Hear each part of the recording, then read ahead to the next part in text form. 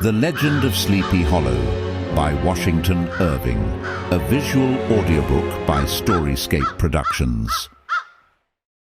In the bosom of one of those spacious coves which indent the eastern shore of the Hudson, at that broad expansion of the river denominated by the ancient Dutch navigators the Tappan Zee, and where they always prudently shortened sail, and implored the protection of St. Nicholas when they crossed, there lies a small market town, or rural port, known by the name of Tarry Town. Not far from this village, perhaps about 2 miles, there is a little valley, or rather lap of land, among high hills, which is one of the quietest places in the whole world. A small brook glides through it, with just murmur enough to lull one to repose, and the occasional whistle of a quail or tapping of a woodpecker is almost the only sound that ever breaks in upon the uniform tranquility. From the listless repose of the place and the peculiar character of its inhabitants, who are descendants from the original Dutch settlers, this sequestered glen has long been known by the name of Sleepy Hollow, and its rustic lads are called the Sleepy Hollow Boys throughout all the neighboring country. A drowsy, dreamy influence seems to hang over the land and to pervade the very atmosphere.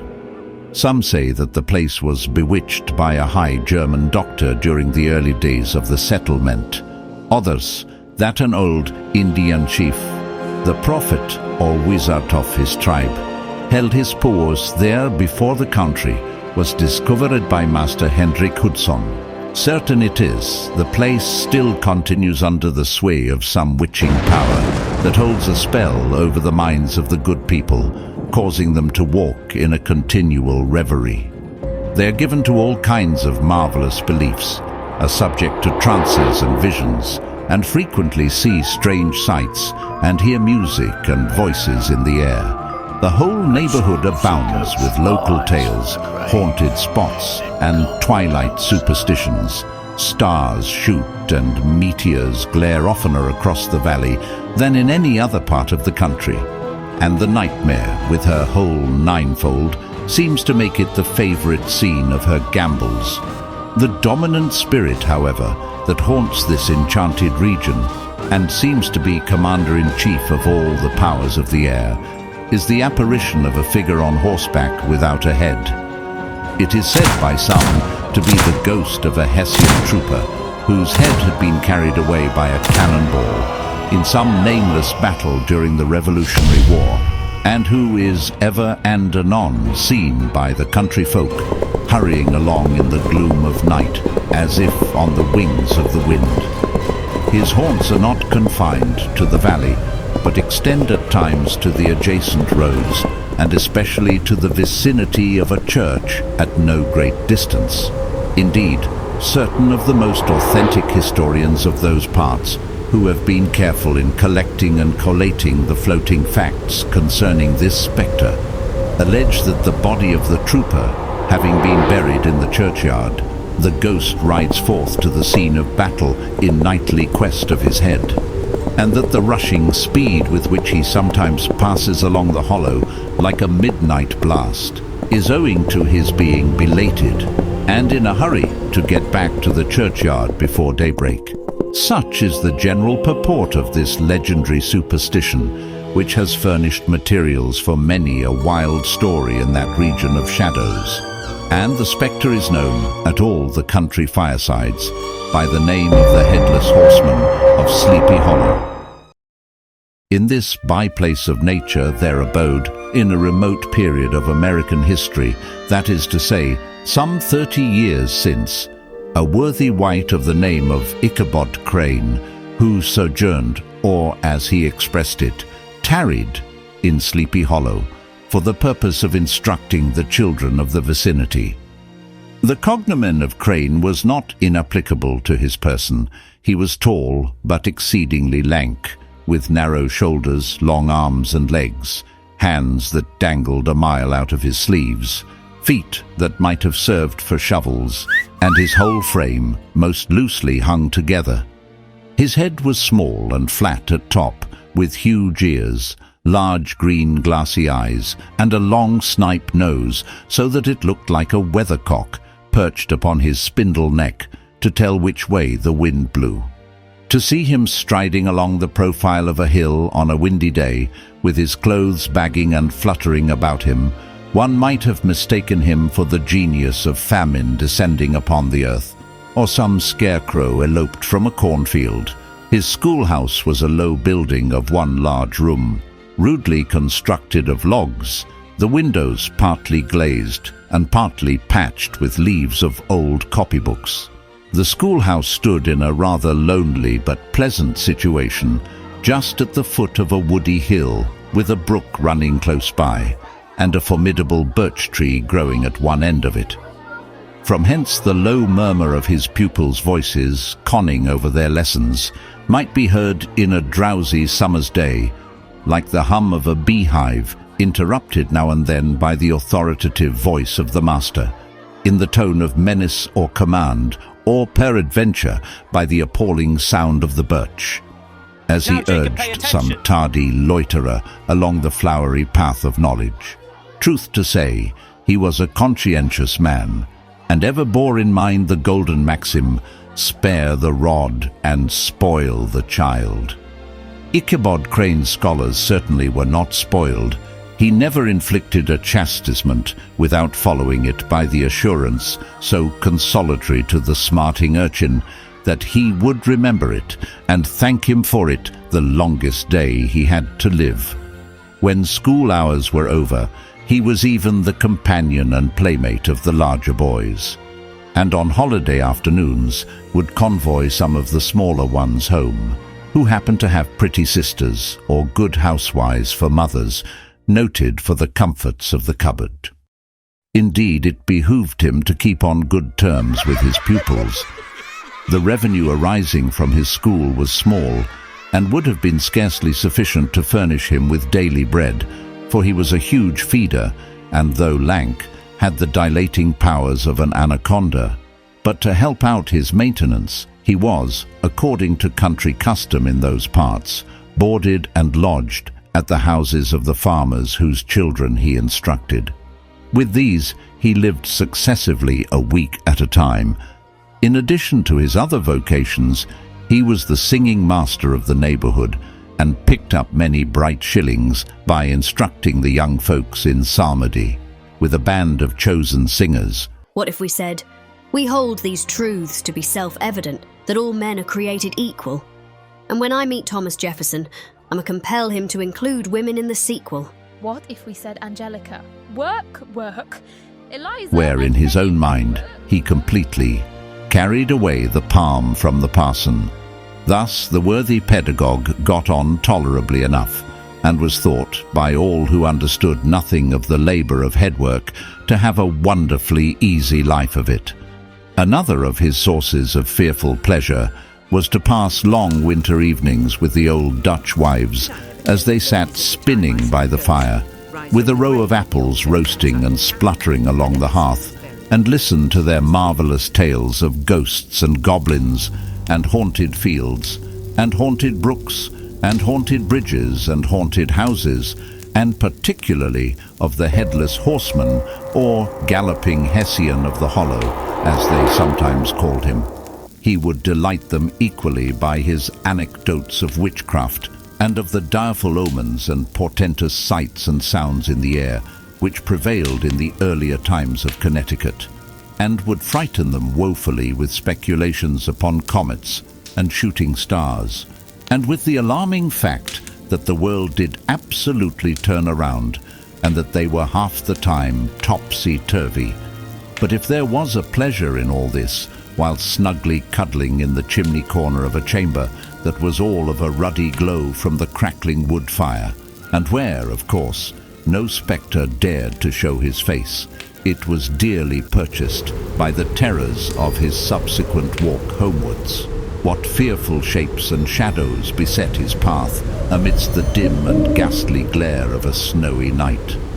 With what wistful look did he eye every trembling ray of light streaming across the waste fields from some distant window. How often was he appalled by some shrub covered with snow, which, like a sheeted spectre, beset his very path. How often did he shrink with curdling awe at the sound of his own steps on the frosty crust beneath his feet, and dread to look over his shoulder lest he should behold some uncouth being tramping close behind him. And how often was he thrown into complete dismay by some rushing blast, howling among the trees, in the idea that it was the Galloping Hessian on one of his nightly scourings.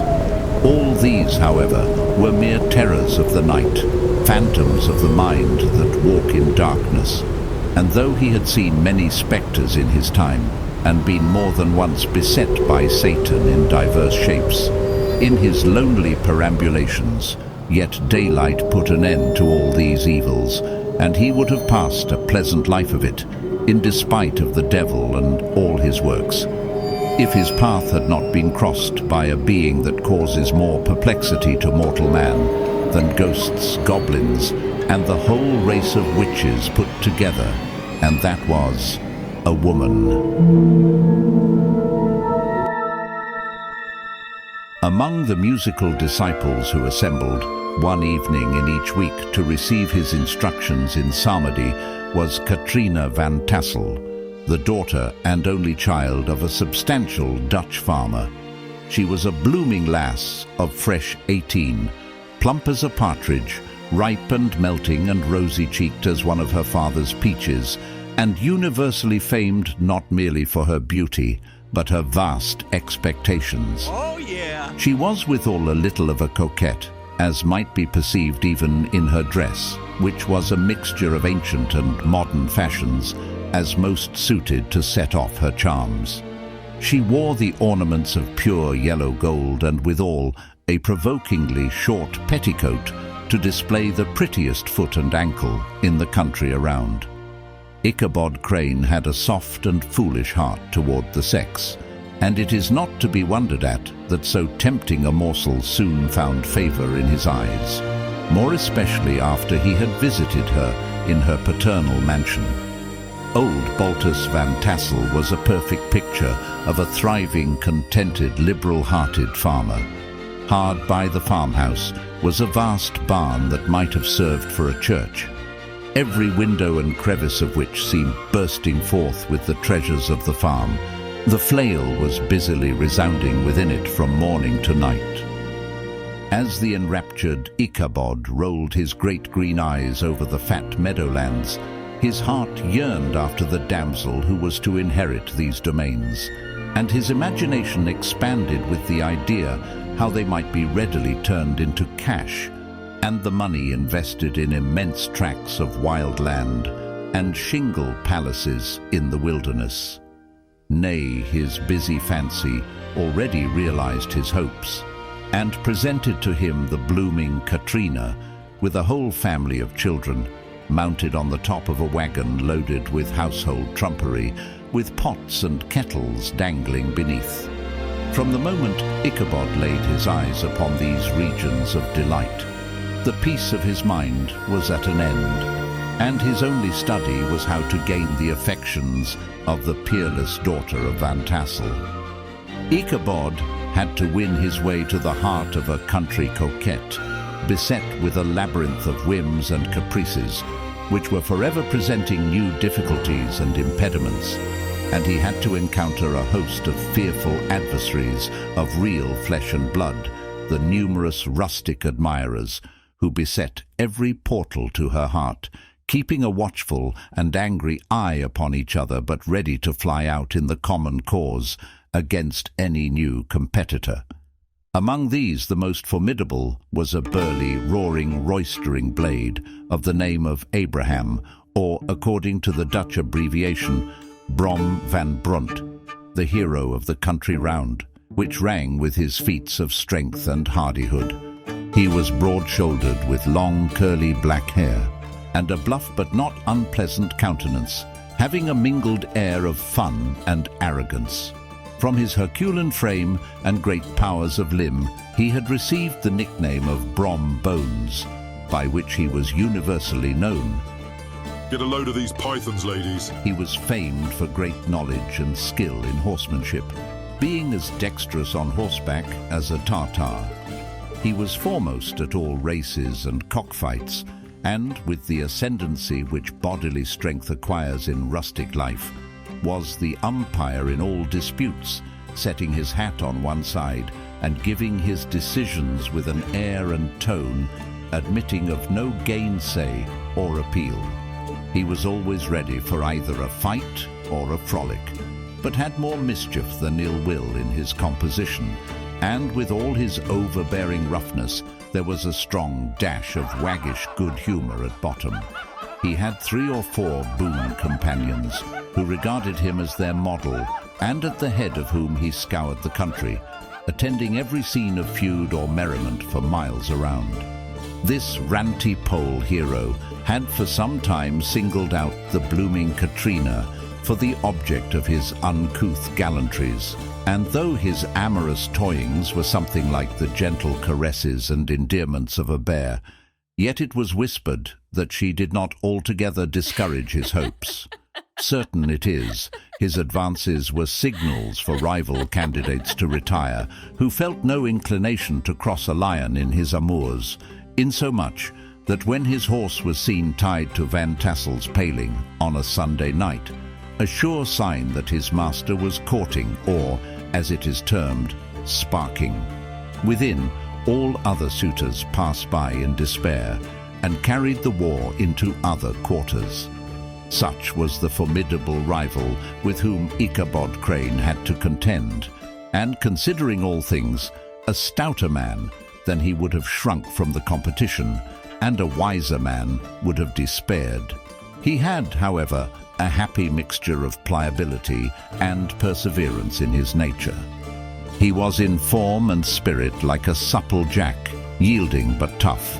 Though he bent, he never broke, and though he bowed beneath the slightest pressure, yet, the moment it was away, jerk, he was as erect, and carried his head as high as ever. To have taken the field openly against his rival would have been madness. Ichabod, therefore, made his advances in a quiet and gently insinuating manner. Under cover of his character of singing master, he made frequent visits to the farmhouse. Ichabod would carry on his suit with the daughter by the side of the spring under the great elm, or sauntering along in the twilight, that hour so favourable to the lover's eloquence. I profess not to know how women's hearts are wooed and won. To me, they have always been matters of riddle and admiration. Certain it is, this was not the case with the redoubtable Brom Bones, and from the moment Ichabod Crane made his advances, a deadly feud arose between him and the preceptor of Sleepy Hollow. Brom, who had a degree of rough chivalry in his nature, I see you, Ichabod. The game is on. Would fain have carried matters to open warfare, and have settled their pretensions to the lady according to the mode of those most concise and simple reasoners, the knights errant of yore, by single combat. But Ichabod was too conscious of the superior might of his adversary to enter the lists against him. He had overheard a boast of Bones that he would double the schoolmaster up and lay him on a shelf of his own schoolhouse. And he was too wary to give him an opportunity. There was something extremely provoking in this obstinately pacific system. It left Brom no alternative to play off boorish practical jokes upon his rival. Ichabod became the object of whimsical persecution to Bones and his gang of rough riders. They harried his hitherto peaceful domains, smoked out his singing school by stopping up the chimney, broke into the schoolhouse at night and turned everything topsy-turvy, so that the poor schoolmaster began to think all the witches in the country held their meetings there. But what was still more annoying, Brom took all opportunities of turning him into ridicule in presence of his mistress, and had a scoundrel dog whom he taught to whine in the most ludicrous manner, and introduced as a rival of Ichabod's to instruct her in psalmody. In this way matters went on for some time, without producing any material effect on the relative situation of the contending powers. On a fine autumnal afternoon, Ichabod, in pensive mood, sat enthroned on the lofty stool, whence he usually watched all the concerns of his little literary realm. Apparently there had been some appalling act of justice recently inflicted, for his scholars were all busily intent upon their books, or slyly whispering behind them, with one eye kept upon the master, and a kind of buzzing stillness reigned throughout the school. It was suddenly interrupted by the appearance of a servant, in tow, cloth jacket and trousers, and mounted on the back of a ragged, wild, half-broken colt, which he managed with a rope by way of halter. He came clattering up to the school door with an invitation to Ichabod to attend a merrymaking or quilting frolic to be held that evening at Mynheer van Tassel's. The scholars were hurried through their lessons without stopping at trifles, and the whole school was turned loose an hour before the usual time, bursting forth like a legion of young imps, yelping and racketing about the green, in joy at their early emancipation. The gallant Ichabod now spent at least an extra half-hour at his toilet, brushing and furbishing up his best and indeed only suit of rusty black, and arranging his looks by a bit of broken looking-glass that hung up in the schoolhouse, that he might make his appearance before his mistress. In the true style of a cavalier, he borrowed a horse from the farmer, and thus gallantly mounted, issued forth like a knight-errant in quest of adventures. The animal he bestrode was a broken-down plough-horse that had outlived almost everything but his viciousness. He was gaunt and shagged, with a ewe-neck and a head like a hammer. His rusty mane and tail were tangled and knotted with burrs. One eye had lost its pupil and was glaring and spectral, but the other had the gleam of a genuine devil in it. Still, he must have had fire and metal in his day, if we may judge from the name he bore of gunpowder. Such was the appearance of Ichabod and his steed, and it was altogether such an apparition as is seldom to be met with in broad daylight. It was toward evening that Ichabod arrived at the castle of the Heer van Tassel. Brom Bones, however, was the hero of the scene, having come to the gathering on his favourite steed, Daredevil, a creature, like himself, full of mettle and mischief, and which no one but himself could manage. Fain would I pause to dwell upon the world of charms that burst upon the enraptured gaze of my hero as he entered the state parlour of Van Tassel's mansion. Not those of the bevy of buxom lasses, with their luxurious display of red and white, but the ample charms of a genuine Dutch country tea-table in the sumptuous time of autumn. There was the doughty doughnut, the tenderer oliekoek, and the crisp and crumbling cruller, sweet cakes and shortcakes, ginger cakes and honey cakes, and the whole family of cakes.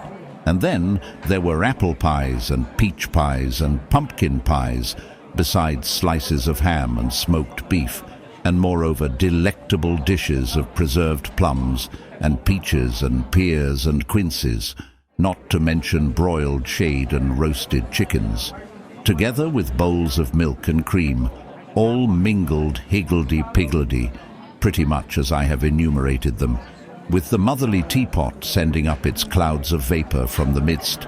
Heaven bless the mark.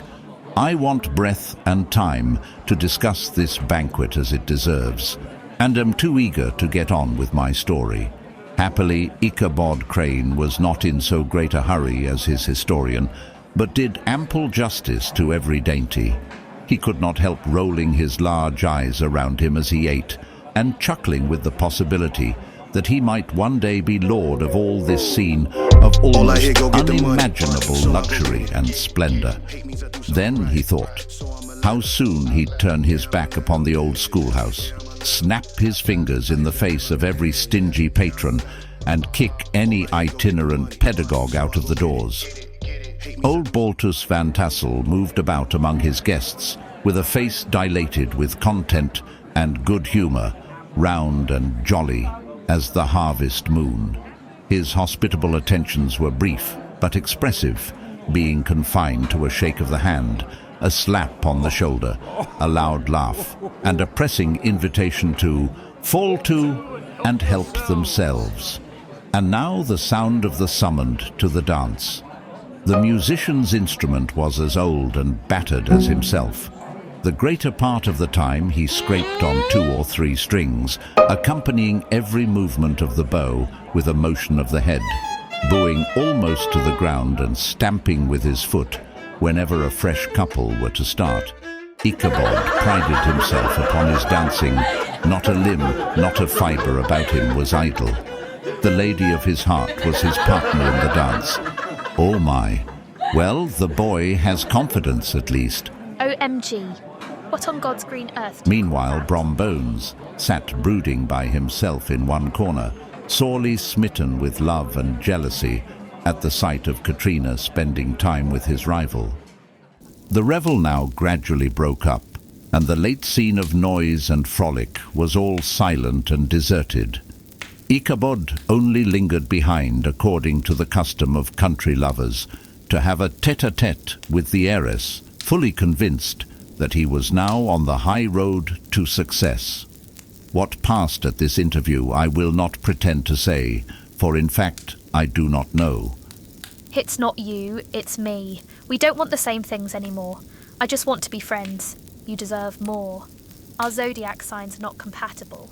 Should I go on? Something, however, I fear me, must have gone wrong, for he certainly sallied forth, after no very great interval, with an air quite desolate and chop-fallen.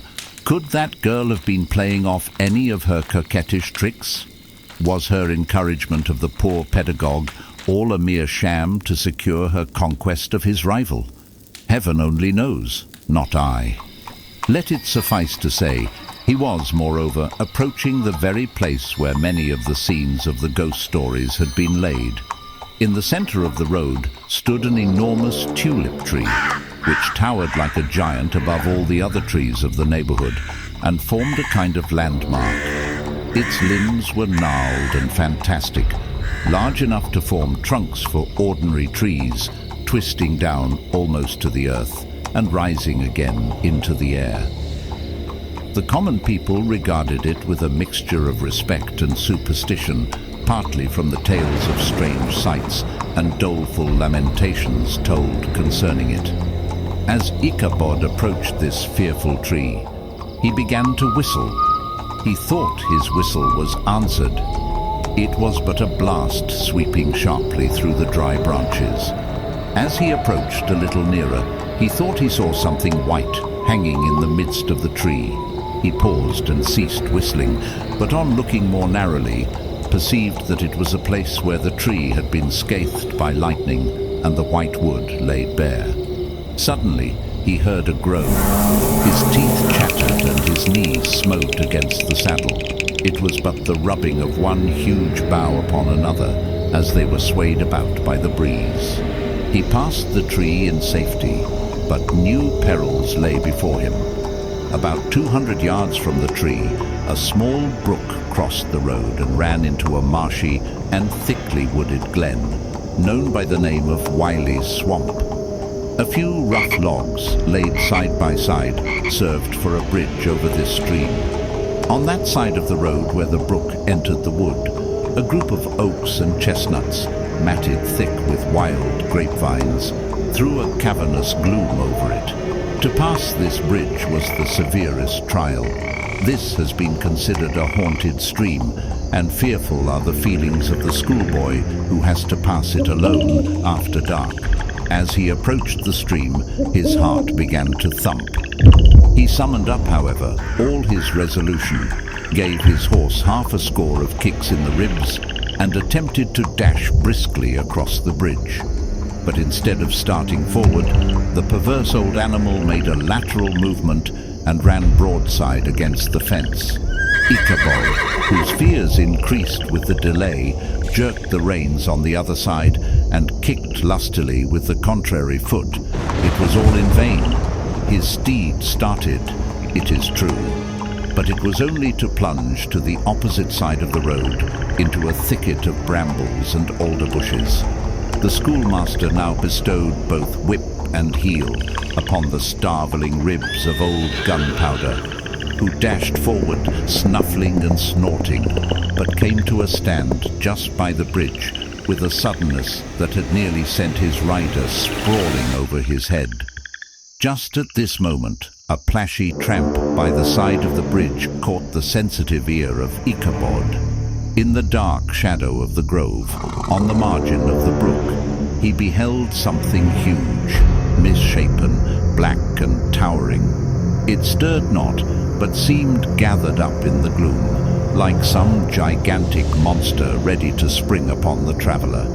The hair of the affrighted pedagogue rose upon his head with terror. What was to be done? To turn and fly was now too late, and besides, what chance was there of escaping ghost or goblin, if such it was, which could ride upon the wings of the wind? Summoning up, therefore, a show of courage, he demanded in stammering accents, "Who are you?" He received no reply. He repeated his demand in a still more agitated voice. "Who are you?" Still, there was no answer. Once more he cudgelled the sides of the inflexible Gunpowder, and shutting his eyes, broke forth with involuntary fervour into a psalm tune. Just then the shadowy object of alarm put itself in motion, and with a scramble and a bound, stood at once in the middle of the road. Though the night was dark and dismal, yet the form of the unknown might now in some degree be ascertained. He appeared to be a horseman of large dimensions, and mounted on a black horse of powerful frame. He made no offer of molestation or sociability, but kept aloof on one side of the road, jogging along on the blind side of old Gunpowder, who had now got over his fright and waywardness. Ichabod, who had no relish for this strange midnight companion, and thought of the old tales of the galloping ghost, now quickened his steed in hopes of leaving him behind. The stranger, however, quickened his horse to an equal pace. Ichabod pulled up and fell into a walk, thinking to lag behind. The other did the same. His heart began to sink within him. He endeavoured to resume his psalm tune, but his parched tongue clove to the roof of his mouth, and he could not utter a stave. There was something in the moody and dogged silence of this pertinacious companion that was mysterious and appalling. It was soon fearfully accounted for. On mounting a rising ground, which brought the figure of his fellow traveller in relief against the sky, gigantic in height and muffled in a cloak, Ichabod was horror-struck on perceiving that he was headless. But his horror was still more increased on observing that the head, which should have rested on his shoulders, was carried before him on the pommel of the saddle. His terror rose to desperation. He rained a shower of kicks and blows upon Gunpowder, hoping by a sudden movement to give his companion the slip. But the spectre started full jump with him. Away then they dashed, through thick and thin, stones flying and sparks flashing at every bound. Ichabod's flimsy garments fluttered in the air as he stretched his long, lank body away over his horse's head in the eagerness of his flight. They had now reached the road which turns off to Sleepy Hollow, but Gunpowder, who seemed possessed with a demon instead of keeping up it, made an opposite turn and plunged headlong downhill to the left. This road leads through a sandy hollow, shaded by trees for about a quarter of a mile, where it crosses the bridge famous in Goblin story, and just beyond swells the green knoll, on which stands the whitewashed church. As yet, the panic of the steed had given his unskillful rider an apparent advantage in the chase. But just as he had got halfway through the hollow, the girths of the saddle gave way, and he felt it slipping from under him. He seized it by the pommel and endeavored to hold it firm, but in vain, and had just time to save himself by clasping old Gunpowder around the neck when the saddle fell to the earth, and he heard it trampled underfoot by his pursuer. The goblin was hard on his haunches, and, unskillful rider that he was, he had much ado to maintain his seat, sometimes slipping on one side, sometimes on the other, and sometimes jolted on the high ridge of his horse's backbone with a violence that he verily feared would cleave him asunder. An opening in the trees now cheered him with the hopes that the church bridge was at hand. The wavering reflection of a silver star in the bosom of the brook told him that he was not mistaken. He saw the walls of the church dimly glaring under the trees beyond. He recollected the place where the ghostly apparition had disappeared from the old stories. If I can but reach that bridge, thought Ichabod, I am safe. Just then he heard the black steed panting and blowing close behind him. He even fancied that he felt his hot breath. Another convulsive kick in the ribs, and old Gunpowder sprang upon the bridge. He thundered over the resounding planks. He gained the opposite side, and now Ichabod cast a look behind to see if his pursuer should vanish, according to rule, in a flash of fire and brimstone. Just then, he saw the goblin rising in his stirrups, and in the very act of hurling his head at him. Ichabod endeavored to dodge the horrible missile, but too late. It encountered his cranium with a tremendous crash. He was tumbled headlong into the dust, and Gunpowder, the black steed, and the goblin rider passed by like a whirlwind. The next morning the old horse was found without his saddle, and with the bridle under his feet, soberly cropping the grass at his master's gate. Ichabod did not make his appearance at breakfast. Dinner hour came, but no Ichabod. The boys assembled at the schoolhouse and strolled idly about the banks of the brook, but no schoolmaster. An inquiry was set on foot, and after diligent investigation they came upon his traces. In one part of the road leading to the church was found the saddle trampled in the dirt. The tracks of horses' hoofs, deeply dented in the road and evidently at furious speed, were traced to the bridge, beyond which, on the bank of a broad part of the brook, where the water ran deep and black, and close beside it a shattered pumpkin. The brook was searched, but the body of the schoolmaster was not to be discovered. The mysterious event caused much speculation at the church on the following Sunday. Knots of gazers and gossips were collected in the churchyard. The stories of Brewer, of Bones, and a whole budget of others were called to mind, and when they had diligently considered them all and compared them with the symptoms of the present case, they shook their heads and came to the conclusion that Ichabod had been carried off by the galloping Hessian. As he was a bachelor and in nobody's debt, nobody troubled his head any more about him. The school was removed to a different quarter of the hollow, and another pedagogue reigned in his stead. It is true, an old farmer, who had been down to New York on a visit several years after, and from whom this account of the ghostly adventure was received, brought home the intelligence that Ichabod Crane was still alive. I tell you, I have seen the man called Ichabod Crane in my travels. That he had left the neighborhood, partly through fear of the goblin, and partly in mortification at having been suddenly dismissed by the heiress.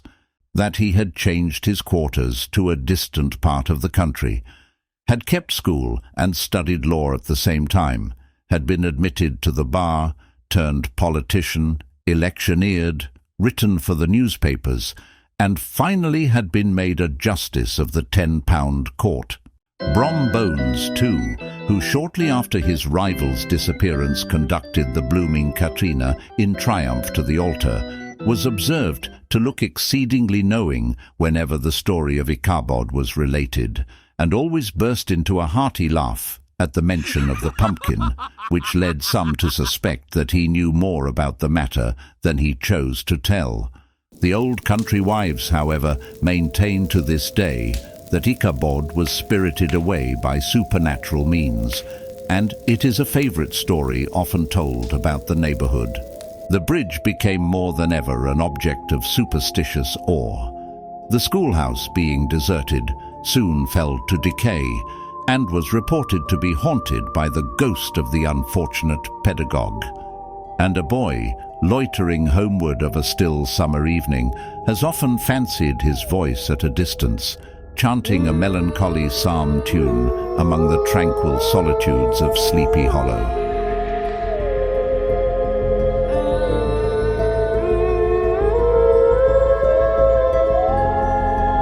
This has been a presentation of Storyscape Productions. We hope you enjoyed this visual audiobook. Please like and subscribe to get more Storyscape production visual stories.